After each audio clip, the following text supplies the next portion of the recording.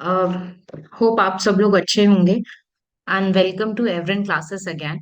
सो अभी हम लोगों के एग्जाम्स बहुत नियर बाय हैं, final exams. So what I am going to start, like हम लोग एक सीरीज स्टार्ट कर रहे हैं जिसमें कि जो भी आपके चैप्टर्स आने वाले हैं, likewise I am starting with science subject.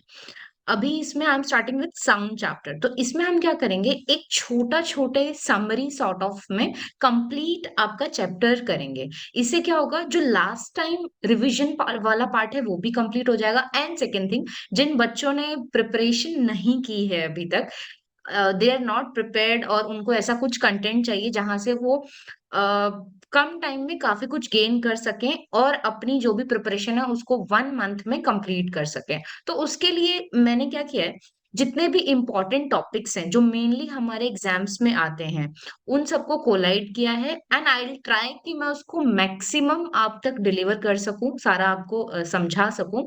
और ट्राई कि आप उसको किस तरीके से गेन करते हैं, क्योंकि इसमें सारा जो गेम है वो यही है। Of course I will try कि मैं मैक्सिमम अच्छा कंटेंट आपको प्रोवाइड करवाऊं। बट उसके बाद जो रिवीजन वाला पार्ट है उसका टाइम हमारे पास बहुत कम है, तो ट्राई कि हम जो भी पढ़ रहे हैं उसके साथ आप अपना रिवीजन भी कंप्लीट करते जाएं। तभी चीजें लाइन अप हो पाएगी, because time is very less. So today we are going to start with sound chapter, class 8। Sound की अगर बात करें तो 7th क्लास में भी साउंड चैप्टर था आपका। काफी कुछ आप लोगों ने साउंड चैप्टर में जो था पढ़ा था। यहाँ पे थोड़ा सा डिटेलिंग में जाएंगे, जो हमने पहले पढ़ा था उसी में, ठीक है। और जो यहाँ पे इंपॉर्टेंट टॉपिक्स आते हैं इस चैप्टर के लिए, that is sound produced by vibrating body. Vibrating body से क्या साउंड कैसे प्रोड्यूस होती है, वाइब्रेटिंग बॉडी क्या होती है, everything we will learn. Next topic is sound need a medium to travel. It means that, simple language है, समझ में आ रहा है कि अगर साउंड को ट्रेवल करना है तो उसको एक मीडियम चाहिए, ठीक है। तो क्या मीडियम चाहिए, क्यों चाहिए, सारा कुछ हम इसमें पढ़ेंगे। Most important, amplitude, time and frequency. Amplitude, time and frequency जो आपके न्यूमेरिकल बनाते हैं इस चैप्टर में से। कुछ शायद मे बी 2 और 4 मार्क्स के न्यूमेरिकल बनते हैं जो इसी के ऊपर बनते हैं। इसमें एक बेसिक सा फॉर्मूला होता है, उसी पे न्यूमेरिकल बनते हैं। अगर आपका कॉन्सेप्ट क्लियर है तो आपके न्यूमेरिकल भी सही जाएंगे। देन हमें डिफरेंस समझना है लाउडनेस और पिच में। सिमिलर से वर्ड्स हैं बट डिफरेंट है, ठीक है। तो हमें ये समझना है कि क्या डिफरेंस है इसमें। अगर हमें ये समझ में आ जाता है तो चीजें वैसे भी बहुत इजी हो जाएंगी। Lastly, noise pollution. बहुत सुना है हमने, air pollution, water pollution, noise pollution. अब नॉइस पॉल्यूशन कैसे होता है, इसके हार्मफुल इफेक्ट्स क्या होते हैं, और ऑफ कोर्स हमें इसको कैसे रिड्यूस करना है ताकि वो हमारे हेल्थ पे ना इम्पेक्ट करे। ये सारे कुछ इंपॉर्टेंट टॉपिक है जिससे आपका ये पूरा साउंड चैप्टर कंप्लीट होता है। आप अगर अपने एनसीईआरटी बुक में देखेंगे तो भी आपको यही मोस्टली जो टॉपिक होते हैं यही मिलेंगे। और प्रीवियस ईयर के जो क्वेश्चन पेपर वगैरह भी आप देखेंगे या एमसीक्यूज देखेंगे या कुछ भी देखेंगे, आपको यही सारे टॉपिक मिलेंगे जो आपको पढ़ने हैं। Okay, so now I'm going to start with first topic, that is sound produced by vibrating body। अभी इसमें सबसे पहली चीज तो ये है कि साउंड कैसे प्रोड्यूस होती है किसी भी वाइब्रेटिंग बॉडी से। फर्स्ट थिंग इज दैट कि साउंड प्रोड्यूस ही तभी होती है जब कोई बॉडी क्या हो, वाइब्रेटिंग हो। इट मीन्स दैट वाइब्रेटिंग का मतलब होता है to and fro motion. To and fro हमने पहले भी बहुत पढ़ा है। टू एंड फ्रो मोशन हो रहा है। टू एंड फ्रो मोशन जो होता है आपका, उसकी वजह से एनर्जी जो रिलीज होती है, that is in the form of sound, किसी ऑब्जेक्ट के लिए, ठीक है। तो हम क्या बोलते हैं, जो भी टू एंड फ्रो मोशन है उससे जो आपकी एनर्जी रिलीज हो रही है, वहां क्या बन रहा है, वाइब्रेशंस बन रहे हैं। अगर वाइब्रेटिंग बॉडी है, बॉडी वाइब्रेटिंग मोड में है, तो वो वाइब्रेटिंग बॉडी क्या बना रही है, साउंड प्रोड्यूस कर रही है, ठीक है। इसको हम सिंपल वे में समझते हैं। एक सिंपल सा एग्जांपल है, आपकी स्कूल बेल होती है।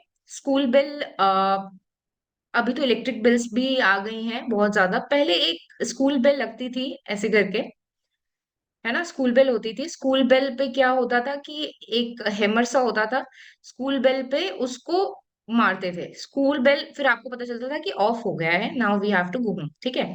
तो ये यहाँ पे इन्होंने हिट किया, हिट करने के बाद क्या हुआ? हिट करने के बाद जैसे इन्होंने हिट किया, तो ये बॉडी जो थी, ये जो बेल था, ये क्या हुआ? ये वाइब्रेट हुआ। वाइब्रेट होने की वजह से क्या हुआ? साउंड प्रोड्यूस हुआ, ठीक है? सेम वे तबला, एक तबला का एग्जांपल लेती हूँ मैं आपसे, जैसे this is tabla, sorry for the drawing, this is tabla, ठीक है? तबला में क्या होता है, यहाँ पे एक मेम्ब्रेन सा लगा होता है, आप देखते होंगे एक शीट सी लगी होती है। जो वो शीट है, वो एक सॉर्ट ऑफ मेम्ब्रेन है, स्ट्रेच्ड मेम्ब्रेन, ठीक है? स्ट्रेच्ड मेम्ब्रेन है, उसको पूरा जो मेम्ब्रेन था, जो उसके ऊपर जो स्ट्रेच करके लगाया हुआ है मटेरियल, वो बिल्कुल इस वे में लगाया गया है कि उसमें थोड़ा सा भी मतलब लूज नहीं रहता, वो बिल्कुल स्ट्रेच टाइट रहता है। अच्छा, अब क्या हुआ, जैसे ही आपने इस पे थोड़ा सा भी इस पे बीट किया, ठीक है, तबला के ऊपर आपने इसको जैसे ही यहाँ से बीट किया, ये क्या हुआ? मेम्ब्रेन ये वाइब्रेट हुआ। अब वाइब्रेट होने की वजह से क्या प्रोड्यूस हुआ? साउंड। सो आई होप आपको ये चीज क्लियर हो गई होगी कि वाइब्रेटिंग बॉडी से साउंड कैसे प्रोड्यूस होता है। सेम वे ह्यूमन बॉडीज में क्या होता है कि वॉइस बॉक्स होता है, वॉइस बॉक्स के थ्रू आपका साउंड प्रोड्यूस होता है। जो मैं अभी बोल रही हूँ वो किसके थ्रू प्रोड्यूस हो रहा है? वॉइस बॉक्स के थ्रू प्रोड्यूस हो रहा है। तो ये सिंपल लॉजिक थे साउंड को लेके। Next topic is sound need a medium to travel.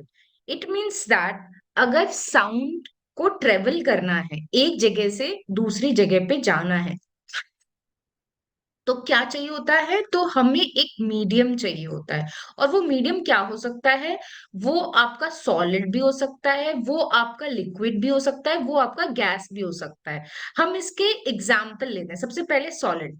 Solid का एग्जाम्पल क्या? बहुत बार स्कूल में और ऐसे हम मस्ती कर रहे होते हैं, टेबल के ऊपर, सपोज करो टेबल के ऊपर आपने यहाँ पे एक बच्चे ने यहाँ पे अपना यहाँ पे सर रखा, ठीक है? दूसरे बच्चे ने यहाँ पे क्या किया? दूसरे बच्चे ने यहाँ से यहाँ टेबल पे बीट किया, टेबल टेबल पे ऐसे टैप टैप किया। अब उसको कुछ जो यहाँ उसने टैप टैप किया वो उसको यहाँ पे सुनाई दिया, ठीक है? और जब लेकिन वो उसको वहां पे फास्ट सुनाई दिया, ज्यादा तेज सुनाई दिया। लेकिन अगर वही आप नॉर्मल, वो टैप टैप कर रहा है और वो बच्चा कान नहीं लगाया हुआ है, वो यहाँ नॉर्मल बैठा हुआ है, तो उसको उतना तेज नहीं सुनाई देगा। इससे क्या समझ में आ रहा है? ये जो आपका टेबल है दैट इज सॉलिड। सॉलिड के अंदर आपका जो साउंड है वो सबसे ज्यादा ट्रेवल, जब सबसे फास्ट ट्रेवल करता है। I hope it is clear. So medium तीनों है आपके। मीडियम जो है तो सॉलिड में जो है, सॉलिड में साउंड सबसे ज्यादा फास्ट ट्रेवल करता है। लिक्विड में उससे थोड़ा स्लो ट्रेवल करता है, और गैस में उससे थोड़ा स्लो ट्रेवल करता है।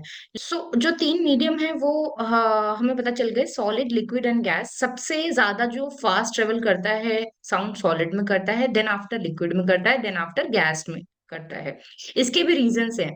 इसका रीजन आपको मैं शॉर्ट में बताती हूँ। जो सॉलिड है, सॉलिड में पार्टिकल्स टाइटली पैक्ड होते हैं, उससे थोड़े लूज जो होते हैं लिक्विड में होते हैं, और सबसे ज्यादा लूज गैस में होते हैं। तो यहाँ डाइवर्जन बहुत ज्यादा है, इसीलिए जो साउंड ट्रेवल होता है वो उसकी स्पीड जो होती है वो गैस में कम होती है। ये एक बेसिक लॉजिक है छोटा सा, ठीक है? अच्छा, अब हम लोग अभी हमने ये बात की कि साउंड कैसे प्रोड्यूस होता है। नाउ हम जो सुनते हैं, हमारे ईयर के थ्रू जो हम सुनते हैं, वो साउंड कैसे सुनते हैं? सपोज ये हमारा ईयर है, ठीक है? अब इस ईयर के थ्रू हम साउंड को कैसे सुन पा रहे हैं, ठीक है? अब क्या हो रहा है कि जो ये हमारा ईयर है, पहली चीज तो ये कि ये एक फनल टाइप शेप में होता है, ठीक है? अब इस फनल टाइप शेप में होने की वजह से क्या होता है कि जब भी आपका साउंड यहाँ से आया, तो साउंड जो है वो क्या होगा? वो धीरे धीरे डीप इनसाइड यहाँ पे बिल्कुल एक पॉइंट पे आ जाएगा, ठीक? अब इस पॉइंट पे ये देखिए, ये जब इस पॉइंट पे आ रहा है, तो ये ऐसा नहीं है कि ये एक पॉइंट पे आके एक पॉइंट पे ही कुछ अपनी एनर्जी देगा, ये साउंड है ना? तो साउंड यहाँ पे आया, यहाँ पे हमारा क्या होता है? हमारा यहाँ पे एक ईयर ड्रम होता है, ईयर ड्रम होता है। अब ये ईयर ड्रम जो है, ये ईयर ड्रम क्या करता है? आपकी एनसीईआरटी की बुक में आप देखेंगे वहां पे एक डायग्राम है जहाँ यहाँ पे ईयर ड्रम बना हुआ है। ठीक है, ईयर ड्रम क्या करते हैं, ईयर ड्रम पे जो एक पतली सी लेयर होती है, जो एक पतला सा मेम्ब्रेन है, पतली सी लेयर है, वो वाइब्रेट होता है। अब जैसे ही वो वाइब्रेट हुआ, सेम जैसे हमने लॉजिक पढ़ा था, वाइब्रेट हुआ, वाइब्रेट होने की वजह से उसमें क्या प्रोड्यूस हुआ, साउंड प्रोड्यूस हुआ। और साउंड प्रोड्यूस होता है तो वो क्या करता है, वो सिग्नल कहाँ भेजता है, हमारे ब्रेन को भेजता है, हमारे ब्रेन को भेजता है, फिर उसके बाद में हमें जो सुनाई देता है हम उसे समझ पाते हैं कि हमें क्या, किसी ने क्या बोला। ये पूरा लॉजिक होता है हमको जो साउंड ईयर के थ्रू सुनाई देता है। आई होप दिस इज क्लियर। यहाँ पे बस दो चीजें थी, एक चीज तो कि क्या मीडियम होते हैं साउंड ट्रेवल करने के, और दूसरा चीज कि आपका ईयर के थ्रू आप कैसे सुन पाते हो। इसमें एक चीज और है, एक चीज और आती है इसमें कि आपका जो साउंड है, साउंड आपका वैक्यूम में साउंड ट्रेवल नहीं करता। ये पॉइंट भी आपको पता होना चाहिए। आपका वैक्यूम कहाँ है, स्पेस में। स्पेस में अगर आप एक पर्सन दूसरे पर्सन से कुछ बात करेगा विदाउट एनी मीडियम, डायरेक्टली ऐसे कोई बात करेगा स्पेस में आवाज सुनाई ही नहीं देगी। रीजन बिहाइंड वहां पे क्या है, वहां पे वैक्यूम है। अब इस वैक्यूम की वजह से क्या होता है, हमने बोला कि तीन मीडियम है ट्रेवल करने के, एक तो सॉलिड होना चाहिए, या लिक्विड होना चाहिए, या गैस होना चाहिए। वहां पे तीनों में से कुछ भी नहीं है, वहां पे वैक्यूम है, तो वहां पे जो आपका साउंड है वो ट्रेवल नहीं करता। दैट्स वाई वहां पे एक इंसान को दूसरी इंसान की आवाज नहीं आती। I hope this is clear.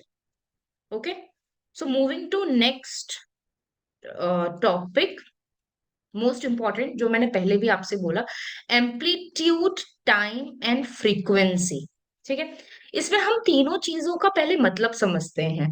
Amplitude में भी आपने पढ़ा हो पहले, या मे भी नहीं पढ़ा हो।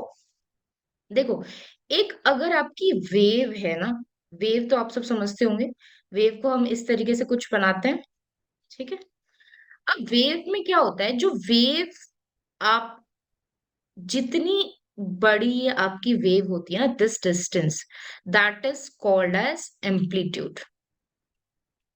ठीक है, इस वेव की साउंड, सपोज करो ये साउंड की एक वेव है ना, हम इस वेव से बता रहे हैं कि ये जो सिंपल लैंग्वेज में जो पहाड़ जैसा पार्ट है, दैट इज योर एम्पलीट्यूड। भले वो अप साइड हो, भले वो डाउन साइड हो, ये जो बीच का जो डिस्प्लेसमेंट होता है, जितना ये ऊपर गया फिर ये नीचे गया, तो ये जो बीच का डिस्प्लेसमेंट है ओरिजिन साइड से, ये बीच का डिस्प्लेसमेंट क्या होता है, एम्पलीट्यूड। फ्रीक्वेंसी क्या होती है, फ्रीक्वेंसी इज कि सपोज करो कि 5 सेकेंड, 5 सेकेंड के अंदर ये कितनी बार ऊपर नीचे फिर ऊपर फिर नीचे, तो दिस इज फ्रीक्वेंसी वन।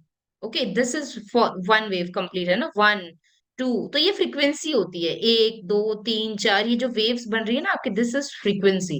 1 2 3 4, ये फ्रीक्वेंसी में काउंट रहेगा। मैं आपको एक प्रैक्टिकल वे में बता रही हूँ ताकि आपको कंफ्यूजन ना हो कि क्या होता है ये फ्रीक्वेंसी एम्पलीट्यूड, बहुत टेक्निकल हो जाता है, तो इसमें कंफ्यूजन भी बहुत ज्यादा हो जाती है। अब हमको इस चैप्टर में इसको कैसे रिलेट करना है वो बता देती हूँ। इस चैप्टर में आपका पहली चीज तो आपको ये समझना है कि फ्रीक्वेंसी जो है वो साउंड से कैसे रिलेट करती है। ठीक है, इसको रिलेट करवाने के लिए हमें जो पता करना पड़ेगा, that is first thing is oscillatory motion. Oscillatory motion क्या होता है, ओके, जो आपका टू एंड फ्रो मोशन होता है, टू एंड फ्रो जो करते हैं, टू एंड फ्रो, अगर कोई ऑब्जेक्ट मूव कर रहा है तो वो क्या प्रोड्यूस करता है, वाइब्रेशन। ठीक है, करता है।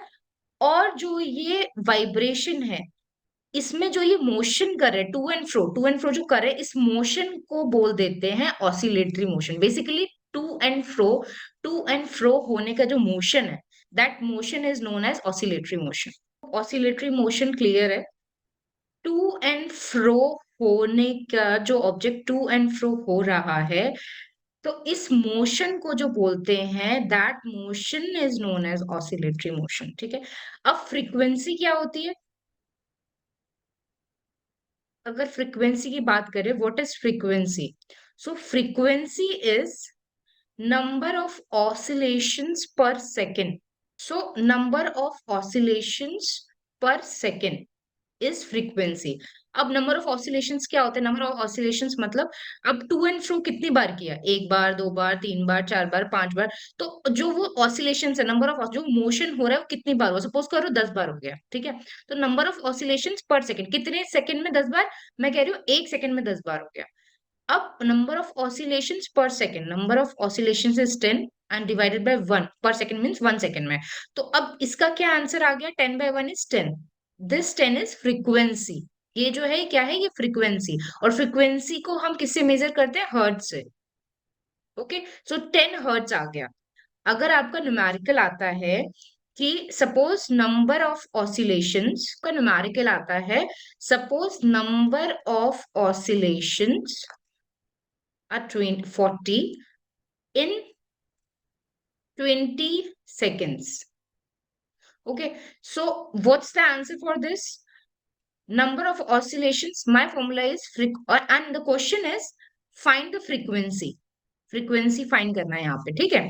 तो फॉर्मूला क्या कहता है? Number of oscillation divided by time, divided by पर सेकंड, जितना भी हो रहा है वो।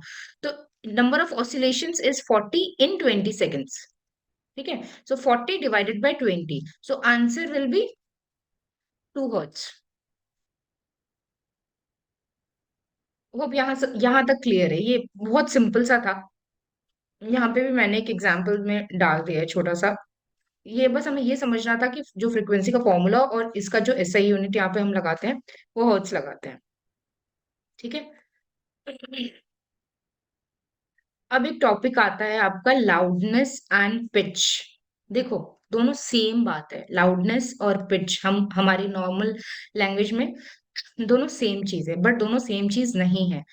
लाउडनेस क्या होती है और पिच क्या होती है, मैं आपको बताती हूँ। देखो, first point is loudness directly proportional to square of amplitude. ये आपका जो लाउडनेस है ये डायरेक्टली प्रोपोर्शनल किसके है? Square of amplitude. Suppose I am telling you कि एम्पलीट्यूड इज 2, ठीक है। तो लाउडनेस कितना हो गया? 4।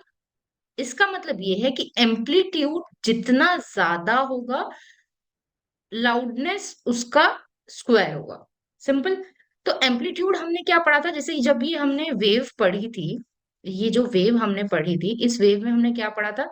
जो ये डिस्प्लेसमेंट होता है यहां से यहां तक का, ये डिस्प्लेसमेंट क्या है? ये डिस्प्लेसमेंट हमारा एम्पलीट्यूड है। तो एम्पलीट्यूड जितना ज्यादा होगा, लाउडनेस उतनी ज्यादा होगी, ठीक है। नाउ लाउडनेस को हम मेजर किस में करते हैं? ये डेसिबल में मेजर होता है, डीबी। डेसिबल में मेजर होता है, दैट इज डीबी। और ये भी पॉइंट इंपॉर्टेंट आता है, एमसीक्यू के पॉइंट ऑफ व्यू से एक इंपॉर्टेंट आ जाता है कि 80 डेसिबल जो है हमारा, 80 डेसिबल से ऊपर जैसे ही नॉइज जाता है वो पेनफुल होता है हमारे लिए, वो हार्मफुल होता है, कुछ ना कुछ प्रॉब्लम क्रिएट करता है। अच्छा, now difference between loudness and pitch. What is pitch? मतलब ठीक है, लाउडनेस तो हम समझ गए कि हाँ, एम्पलीट्यूड जो है हमारा वो जितना ज्यादा होगा उतना ज्यादा लाउडनेस होगा। बट पिच क्या है? Pitch is directly proportional to number of frequency. Number of frequency कैसे? ये देखो, सपोज करो आपकी ये दो वेव्स है, एक वेव यहाँ पे बनाते हैं, एक वेव यहाँ पे बनाते हैं, ठीक है। एक वेव में आपका एम्पलीट्यूड है ये, ठीक है, ये आपका एम्पलीट्यूड है, ये वेव ऐसे बन रही है। दूसरी वेव दूसरी वेव आपकी बन रही है ये ऐसे। अब इसमें हमें डिफरेंस बताना है कि क्या डिफरेंस है। देखो, पहली चीज तो ये कि इसमें एम्पलीट्यूड ज्यादा है, इस वाले में एम्पलीट्यूड क्या है? ज्यादा। इसमें जो एम्पलीट्यूड है वो क्या है? कम। इसका मतलब लाउडनेस जो है वो किस में ज्यादा होगी? इस वाले में, ठीक है। लाउडनेस इसमें ज्यादा होगी। और इस जो ये वाला आपका वेव है, इसमें आपकी लाउडनेस क्या होगी? वो कम होगी, ठीक। लेकिन यहाँ पे नंबर ऑफ फ्रीक्वेंसी जो है, नंबर ऑफ साइकिल आपकी देख रहे हैं, ये 1 ये 2 ही है बस, ठीक है। अब यहाँ आप देख रहे हो 1 two, three, four, five and so on. So यहाँ पे आपकी नंबर ऑफ फ्रिक्वेंसी जो है वो ज्यादा है, तो इसका मतलब पिच ज्यादा है। इसका एक प्रैक्टिकल एग्जांपल देती हूँ। आपकी जो एक छोटा बच्चा है, छोटा बेबी है, उसकी वॉइस और एक एडल्ट है उसकी वॉइस, उन दोनों की वॉइस में क्या डिफरेंस हो गया? आपका जो एडल्ट है उसकी लाउडनेस ज्यादा होगी, बट पिच कम होगी। जो छोटा बच्चा है, जो बेबी है, उसकी जो लाउडनेस है वो कम होगी, बट फ्रीक्वेंसी ज्यादा होगी। तो हमें उनकी आवाज, जो कहते हैं ना, उनकी आवाज जब आपका कोई बड़ा, कोई एडल्ट बात कर रहा होता है, तो उसकी आवाज जो है वो फ्रीक्वेंसी ऐसे लगती है कि हेवी, हेवी, वो हेवी लगती है वॉइस। बच्चों की आवाज कैसी लगती है? वो पतली सी लगती है बिल्कुल। उसमें फ्रीक्वेंसी जो है वो ज्यादा है, पिच उसमें जो है ज्यादा है, और लाउडनेस कम है। ये डिफरेंस है दोनों के अंदर।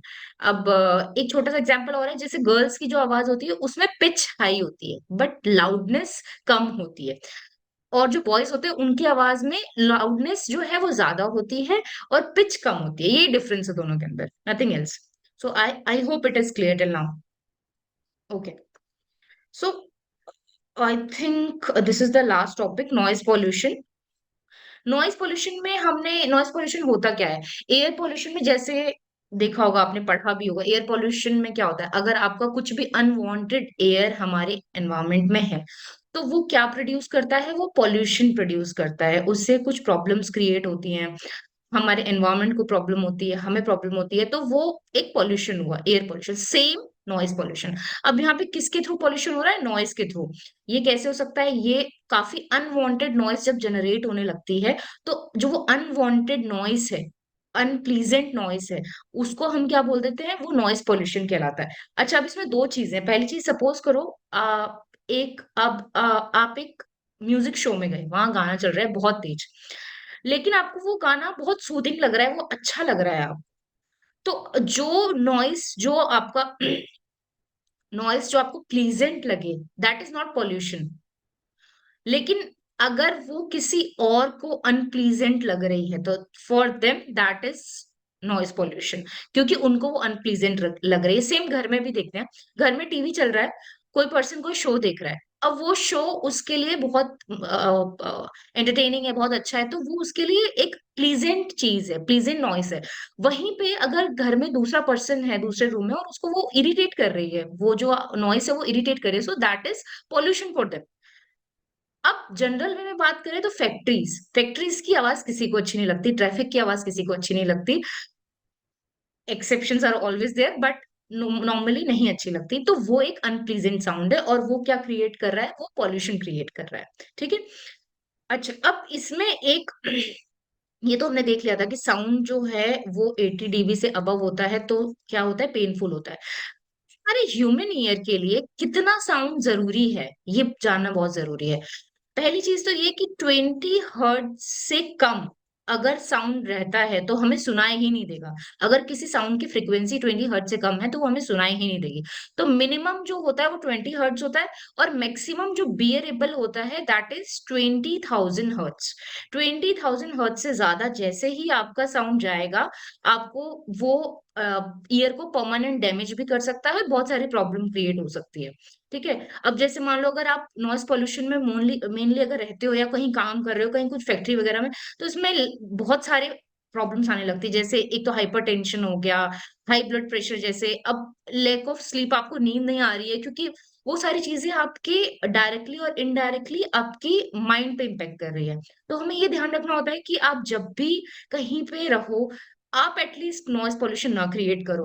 ऑफ कोर्स, अगर आप ट्रैफिक में हैं तो आप, कई लोग होते हैं बेमतलब हॉर्न बजा रहे हैं, अगर आपको जरूरत है, इफ यू आर थिंकिंग का हाँ हमें हमें ये प्रॉब्लमेटिक नहीं रहेगा, आप जबरदस्ती आपको अगर किसी को इरिटेट करना है, दैट्स अदर थिंग, बट वो नहीं करना चाहिए। वो जो करते हैं लोग, that is noise pollution. End of course, जब ऑलरेडी ट्रैफिक की इतनी आवाज है और ऊपर से आप एक्स्ट्रा कुछ कर रहे हो, तो वो सब अवॉइड करना चाहिए। घर में अगर आप म्यूजिक चला रहे हो, तो आपको ये देखना चाहिए कि कोई और परेशान ना हो उससे। हाई म्यूजिक, ऐसा होता है कई लोग मतलब डीजे पार्टी वगैरह कुछ भी करते हैं, एक्स वाई जी, तो इतना हाई म्यूजिक नहीं होना चाहिए कि किसी और को प्रॉब्लम क्रिएट होने लग जाए। सो वो ये सारी चीजें थोड़ा सा ध्यान रखना चाहिए, तो ये सबके लिए अच्छा रहता है। आज के लिए इतना ही एंड जो अभी हमने ये पूरा कंप्लीट किया है, इसमें आपका साउंड चैप्टर पूरा कंप्लीट हो गया है।